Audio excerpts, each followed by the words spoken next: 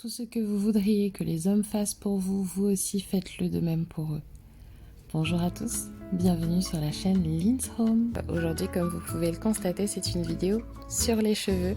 Donc dès le début de l'intro, je ne sais pas si vous avez remarqué, mais j'ai ajouté une tête avec des cheveux crépus. C'est vraiment pour pouvoir vous aiguiller en fait sur le style de vidéo que j'ai dès le départ. Donc là, c'est une vidéo cheveux, donc on va faire une recette pour les cheveux. Vous avez besoin d'huile d'avocat, d'huile d'olive.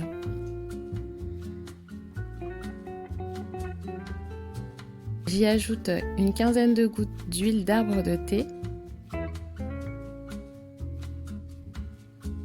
Alors ma recette n'est pas terminée, mais vous pouvez tout de suite l'utiliser parce que l'huile essentielle d'arbre à thé est déjà excellente pour stimuler la circulation sanguine.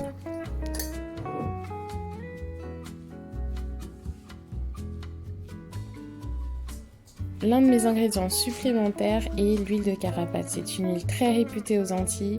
On l'appelle aussi l'huile Mascriti. C'est une huile excellente pour la pousse. En fait, c'est de l'huile de ricin, sauf que les graines ont été torréfiées. À cause de sa viscosité, elle est très difficile à appliquer sur le cuir chevelu. C'est pourquoi aujourd'hui, je la mélange à une synergie d'huile plus fluide, moins épaisse.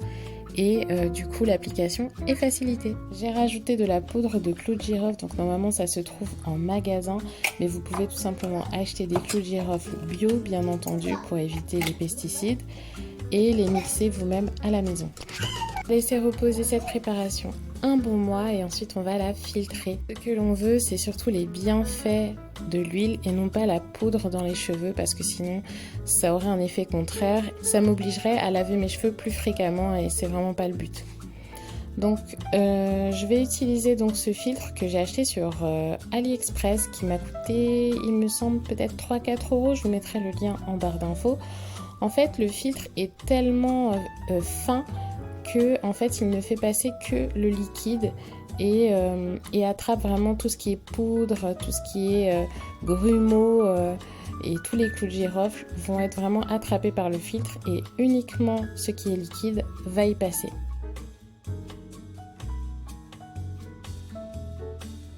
Donc vous voyez là, je vous montre, c'est tellement fin que du coup ça laisse presque rien passer, mis à part tout ce qui est liquide. Donc vous pouvez l'utiliser aussi pour vos préparations aqueuses, mais également huileuses. L'huile de clou de girofle, comme vous le voyez, elle est bien infusée, elle a pris vraiment la couleur, la teinte du clou de girofle et également l'odeur, je ne vous le fais pas dire. Voilà, donc moi je l'ai utilisé le soir avec une brosse comme ça, stimulante, dont vous en trouvez sur AliExpress, sur Shein, un peu partout, aussi chez Sephora, sur Amazon. Et en fait, il faut qu'il y ait des petits picots comme ça en silicone et ça permet vraiment de faire rentrer le produit directement dans le cuir chevelu et également de stimuler la pousse des cheveux. Alors pour ce qui est de la chantilly de karité, puisque là c'est cette recette, je l'utilise uniquement pour mes longueurs. Alors c'est pas pour mon cuir chevelu, à part si c'est pour séparer voilà, les cheveux de mon fils et le mettre sur le cuir chevelu.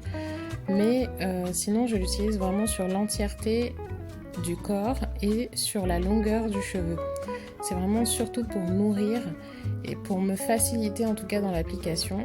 Le beurre de karité qui n'est pas raffiné, qui est tout blanc comme ça, il est très difficile à appliquer, donc on a besoin de le ramollir, de le rendre un peu mousseux afin de pouvoir l'utiliser convenablement. Je la mélange à un petit peu d'huile d'olive, donc je dirais entre 100 ml et 200 ml d'huile d'olive. Donc l'huile d'olive est un excellent humectant, vous le savez, mais c'est pas uniquement pour ça qu'on rajoute de l'huile d'olive, c'est surtout pour que la préparation ne se ressolide pas, si ça se dit en français, excusez-moi si je me trompe, mais c'est pour éviter que ça redevienne solide comme avant. C'est une façon de pouvoir garder en tout cas la texture de la chantilly. Donc là, comme vous pouvez le constater, c'est un vrai plaisir, voilà. J'en applique partout parce que j'en avais plein les mains. Et ensuite, on va tout simplement le mettre au congélateur, mais vraiment pas longtemps, je dirais moins d'1 heure. Et juste le temps que ça se solidifie pour ensuite le fouetter en chantilly. Donc là, vous voyez, je mets le petit doigt, donc ça c'est pas tout à fait solide, mais suffisamment pour le faire monter en chantilly et rendre du coup la préparation onctueuse et mousseuse.